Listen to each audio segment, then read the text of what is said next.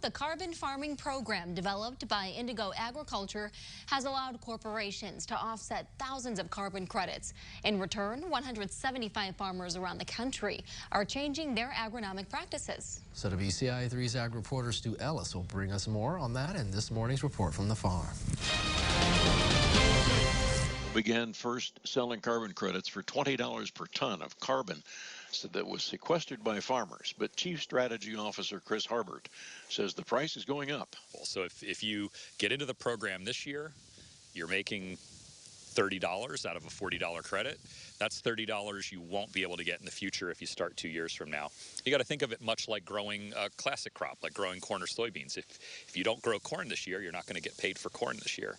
So the time is today to get into it, learn how to do the maximum production so that when the price goes up next year, you're better positioned to make even more dollars in the future. Now, what does a farmer have to do? Is it cover crops? Is it cover crops plus tillage? Is it cover crops plus tillage plus reduced nitrogen? Or what happens to it? So any mix of the three that you talked about, cover crops, nitrogen fertilizers, and tillage, reduction in tillage from either classic conventional tillage to a reduced till to a min till to even a no-till, any of those tillage changes. And then also cover cropping is the big one. You can do any of them individually or you can stack them together. If you stack them together, our modeling behind the scenes accounts you for that. It makes sure that you're rewarded for the combination of those practices, which is sometimes more than any one of them individually. What would it take to get me $30 the first year?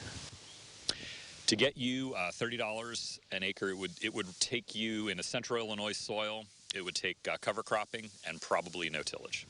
Absolutely, and I mean, just to be clear, the $40 price point that we're selling at today, that's $40 on a credit, 75% of that going to the farmer, so $30 coming to the farmer. That is far and away one of the best prices out there in agricultural carbon. Harbert says they've worked out a plan for farmers who are already doing those things. And you'll hear about that on a future program.